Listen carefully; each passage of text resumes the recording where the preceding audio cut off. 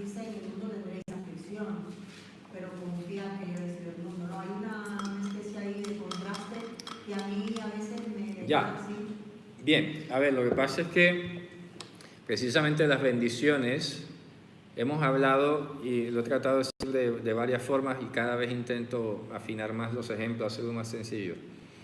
Cuando se menciona del hambre, de estas cosas que no te vienen, está hablando desde una perspectiva normal, en el sentido de que Dios es quien marca la diferencia.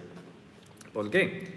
Porque el mundo tal como lo conocemos es un sistema caótico, es un sistema que es proclive al desorden, todo tiende a fallar, estás bien, de repente viene un tornado, viene una sequía, viene una guerra, como estamos ahora ahí padeciendo de alguna forma, sintiendo los estragos, ¿no? Son cosas que están más allá o por encima de si guardas o no los mandamientos, ¿ok? Pero en ese caso, lo que está diciendo Dios es que lo que le pasa a las naciones normalmente, es decir, tomar malas decisiones que te lleven a una guerra, que una nación quiera venir a invadirte, que alguien quiera robarte o despojarte, de esas cosas Dios te va a proteger en ese sentido, en términos normales. Ahora, cuando dice que en el mundo tendréis aflicciones, es que nosotros ahora estamos en un plano distinto de lo que había en ese momento, porque Israel estaba en un territorio y era una nación completa y tenía sus límites bien definidos. Estaba allí, ¿verdad? Esas promesas se veían ahí, ¿vale? Exactamente. A ver, no es que sean para ellos, para nosotros en cierto modo, para ese momento, claro. Pero eso no quiere decir que ahora no se vean en nosotros. A ver, voy por partes. Quiero decir que ahí se veía notoriamente, se podía palpar. Porque, por ejemplo, que el país vecino se le daba por ambición de ir a invadir otro país, se armaba una guerra y traía un montón de cosas. Dios le dice a Israel, tú confórmate con lo que tienes. Por ejemplo, si tú aprendes a conformarte con lo que tienes, yo voy a hacer que eso te sea suficiente. Y dentro de la obediencia de estos mandamientos no te va a hacer falta lo necesario. Ojo, lo necesario, que lo podemos representar con sustento y abrigo. Como lo dijo, en tanto que tengáis sustento y abrigo, estáis bien con esto. Bien. Eso se veía más notoriamente ahí. Hoy podemos decir que es igual, individualmente. Estamos dispersos en todo el mundo. Por eso la Escritura leíamos esta mañana que es la forma de ciencia y de verdad que Dios nos ha dado. Pero ¿qué pasa? Las aflicciones en el mundo son otro tipo distinto porque vienen precisamente de todas esas veces en que somos ovejas en medio de lobos. Ahora, otro tipo de aflicción que podemos llegar a enfrentar es que evidentemente al no ser perfectos fallamos en un mandamiento, tomamos una mala decisión en un instante determinado, presos de, como te decía esta mañana, ahorita en la tarde, presos de algún tipo de situación en nosotros, pues evidentemente tenemos una aflicción. Un ejemplo típico, por ejemplo, que puso Pablo, es cuando te casas. No hay un manual, ni una receta, ni además todas las personas son iguales en el tiempo. Entonces Pablo dice, si te casas, tendrás aflicciones. Yo quisiera liberarte, pero es que no te puedo decir tampoco no te cases, porque ¿y qué haces si no tienes el don?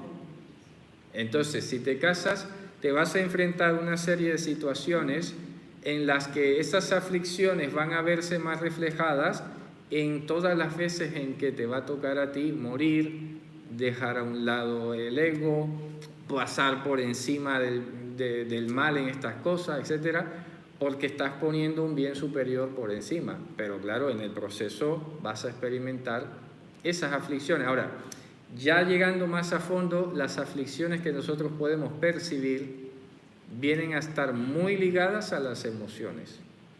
¿Por qué? Porque claro, tenemos un sentido biológico normal de posesión y cada vez que pierdes algo, pues te afliges y perder cosas es inevitable. ¿sabes? Porque se murió la persona, porque es que vino un terremoto y te dañó la casa, alguien vino imprudente y te dañó el coche, y bueno, ¿qué haces? Son aflicciones de este mundo que se viven también en función del compromiso emocional que hay allí. Pero entonces no tiene que ver eso con que tampoco vamos a decir ahora que todo lo malo que te pase porque Dios te está reprendiendo, porque no has guardado un mandamiento o lo que sea. Yo quiero dejar claro algo muy puntual. Dios nos va a reprender respecto de cualquier mandamiento, básicamente con las mismas consecuencias que se derivan de allí. ¿Ok? Si la Escritura dice que no seamos glotones y yo soy glotón, Dios no me va a mandar, no sé, un cáncer, un SIDA o una cosa así. Te va a mandar, es más, no te las va a mandar. Simplemente tú te has salido del amparo y se van a desarrollar las cosas propias de esa desobediencia. Exactamente. Y eso solo te va a bastar como reprensión. Eso yo lo aprendí hace muchos años cuando trabajaba en la fiscalía, allá en Colombia. Hablaba con una jueza, una fiscal de justicia y paz. Y claro, yo en ese entonces era muy de esta justicia, ¿cómo se dice? De castigar, de... Sí, eso... Sí, vamos, que... Y resulta que esta persona me hacía notar y decía, ¿pero qué más castigo quieres? ¿Sabes? ¿Cuál es el objetivo de la pena? La pena, fíjate tú, y ahí hay un giro grandísimo en el concepto de justicia, y me doy cuenta que el giro que ha habido es positivo, por lo menos porque tiene un tinte bíblico. Ahora, que no lo hagan bien es otra cosa. Se llama justicia retributiva cuando la inspiración de la justicia es castigar al que hizo lo malo. Y se llama restaurativa cuando el objetivo es regenerar al que hizo lo malo. Fíjate tú, ¿cuál de las dos justicias es más compatible con la Biblia? La restaurativa. Ahí donde se le hace la cuenta de su error, ¿no? Normalmente, exacto, normalmente la pena que dicta la Escritura es restaurar. Ahora, que sí, que hay penas muy puntuales donde la muerte estaba de por medio, ¿ok?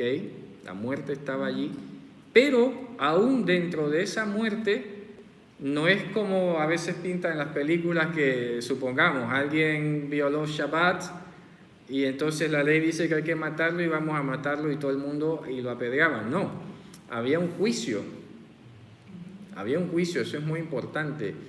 Nadie podía matar a nadie en Israel sino por medio de un juicio o una clara sentencia establecida. Por eso decía que por el testimonio de una persona no podías llevar a muerte a nadie, tenías que por 2 o 3 sostener la investigación y luego de investigación los jueces proferían la sentencia. ¿Y qué se dice? Pues que normalmente la persona que era conducida a muerte, a sentencia de muerte, le enviaban a un predicador al lado, ¿sabes? Le enviaban a un predicador al lado que le iba diciendo que Dios ponga en ti el arrepentimiento necesario de este pecado que has cometido, confiesa ahora, hijo, tu pecado y muere, así le dijo Josué a Acán, confiesa, hijo mío, tu pecado y muere. Es muy profundo porque a pesar de que esa persona iba a morir, y de muy mala manera, la invitación a que confesase o reconociese su pecado estaba motivando a la restauración de la vida eterna en esa persona. Porque bien que iba a morir, pero al menos su vida eterna iba a estar preservada. En teoría, repito, eso ya es algo que Dios se reserva. No sabemos si Dios en el tribunal de los cielos realmente haya absuelto a Can, le haya perdonado y le conceda vida eterna. No lo sabemos, eso ya lo veremos, ¿no? Entonces, volviendo al tema que estaba diciendo ahora, normalmente va a pasar es que si Dios te ha dicho que no hagas algo y tú lo haces, no es que te vaya a mandar castigo, es que tú mismo te lo estás buscando, porque te estás saliendo a un sistema de los lobos, ¿ok? Ahí no te está mandando Dios, ahí te estás yendo tú. ¿Me explico? Cuando Dios nos envía es cuando estamos haciendo lo correcto. Ahí nos está enviando, pero cuando no estamos haciendo lo correcto, nos enviamos nosotros. O sea que el ¿Sí? castigo, por decirlo de alguna manera, que no viene directamente así de parte de Dios, sería precisamente por tomar la decisión de salirme de sus mandamientos. Sí. La consecuencia, por ejemplo, de la Sí. monotonía o de la bebida o del cigarro, Exacto. o de una fiesta o de un lugar donde no tengo que estar, y ahí se forma una cuchillada y ahí me cogió la cuchillada y me mató. Claro, sí. No es que Dios me Son, está sí. castigando, sino es que yo, al Sí. de donde no me tenía que salirme de su protección, Claro. él ahí Son cosas que... Eso sí me protege o no, ¿no? Claro, sí, exacto. Son cosas que ya, por eso dice el libro de Proverbios, escucha, ¿verdad? Y serás sabio. Claro. Escucha a los que tienen más experiencia. Si te dicen que por ese camino no se va, no tienes que plantearte probarlo. Hombre, pues lo más sano sería no ir. Si la energía dice es veneno, no la pruebes para comprobar que es veneno. Exactamente, cosas así, ¿no? Entonces, quiero aclarar o dejar bien fijado que en todo caso castigo o reprensión es bueno. ¿Por qué? Porque está escrito, Dios al que ama reprende y azota al que tiene por hijo. Peor cosa es no recibir castigo o reprensión. ¿Sabes? Porque a veces de pronto, como hemos usado las palabras, las hemos entendido, parece que castigo es casi que has perdido la salvación. Y no es así. Pero tampoco tenemos que ablandar o suavizar el asunto. Bueno, entonces como ya sé que no pierdo la salvación, entonces bueno, peco y de pronto me arriesgo. Exactamente, ha pasado eso porque había una secta en el norte de África, se llamaban los circunceliones, y esta gente, como decía que eran los mártires de Cristo, pues andaban provocando a la gente y la gente les pegaba y ellos decían, me están pegando por ser de Cristo. Y dice, hombre, te lo estás buscando tú. Eso también como los cristianos coptos, ¿no? Más o menos. Bueno, no sé si los coptos llegaron a hacer algo así. Sí, estos eran... Que pegaban a los que pasaban por ahí para que les peguen. Ya, bueno, algo muy parecido así. Entonces imagínate, eso hay que tener mucho cuidado hoy en día también porque... Ya, exacto, porque imagínate... ¿Cómo? Que eso no es un vituperio. Es que estoy pagando los vituperios de Cristo, eso no lleva ningún vituperio. No, eso es ser imprudente y a ver, es ingenuo. O sea, es un poco ingenuo, tonto, ¿no? Porque si ya yo sé cómo va a reaccionar porque le diga algo que le va a ofender, luego si me pega, me está pegando por decirle la verdad, espérate. Las cosas como son, ¿no? Porque precisamente también la Escritura nos ha dicho que nuestra palabra tiene que ser sazonada con sal para que sea agradable. Ahora, si a pesar de tú ser de la mejor manera, de lo más amable posible, de lo más prudente, y aún así encima sí te trae, hombre, ya eso sí es otra cosa, ¿sabes? Pero ¿qué pasa? Que es importante, ahora que tocamos ese subtema, de que nosotros tenemos que discernir muy bien cuál es el momento y cuál es la manera en que mejor corresponde hablar de cierta temática o de cierta cuestión. Porque claro, una persona incrédula, estoy hablando de los incrédulos, evidentemente es como si fuera un ebrio en ese sentido espiritualmente hablando. No va a discernir, no va a entender nada de qué va y puede reaccionar. Entonces por eso hemos dicho siempre que la Torá es para Israel. Uno a veces en el mundo, según con quien hables, según la persona, tú de pronto te permites dejarle alguna sugerencia, mira, la Biblia dice, pero hasta ahí. Pero claro, si te vas a poner a decir es que tú eres un pecador y tal, dicho y según como se lo dices, te vas a venir a insultar y de pronto a pegar, y de pronto no es exactamente lo que Dios te está diciendo que hagas. ¿Sabes? Tú eres el que le estás imprimiendo un sello personal, un sello allí que estás aprovechando para descargar una emoción, y de repente eso es lo que está sentando mal en otra persona. ¿Sabes? Que eso suele pasar mucho. Entonces, bueno, son cosas distintas. Pero lo normal es, ojo, importante, lo normal es que si vivimos dentro de los mandamientos, tengamos un bienestar aunque sea relativo, porque nuestra vida es santificada. Por eso dice, sed santos en toda vuestra manera de vivir. Toda. Nosotros no llegamos a ser plenamente conscientes de lo que es toda la manera de vivir. ¿Qué es eso? Tenemos demasiadas áreas en nuestra vida que no alcanzamos a explorarlas todas y nos toma años.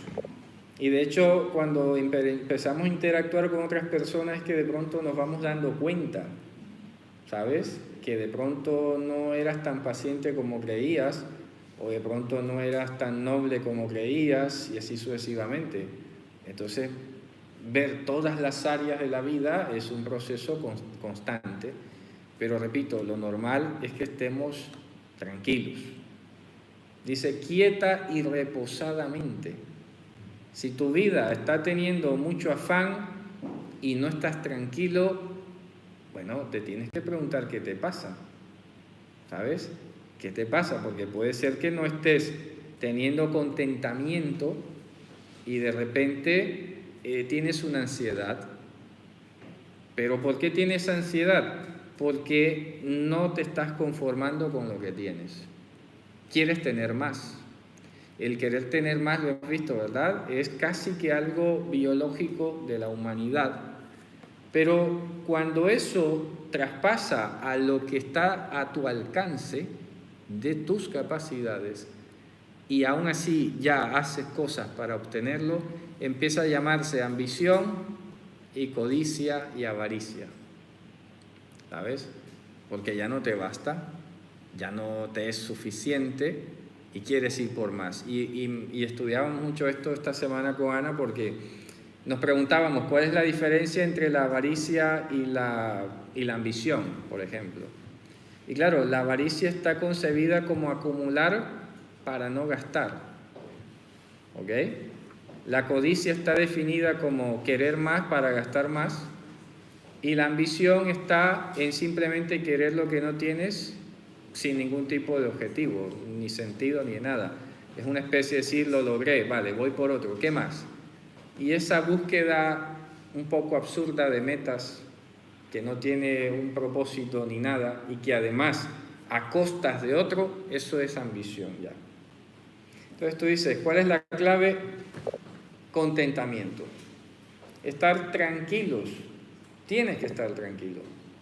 Si no estás tranquilo, revisa los mandamientos que te atañen y a ver en qué de pronto estás echando la mirada que te tiene intranquilo, ¿sabes? Porque lo normal es que estemos tranquilos.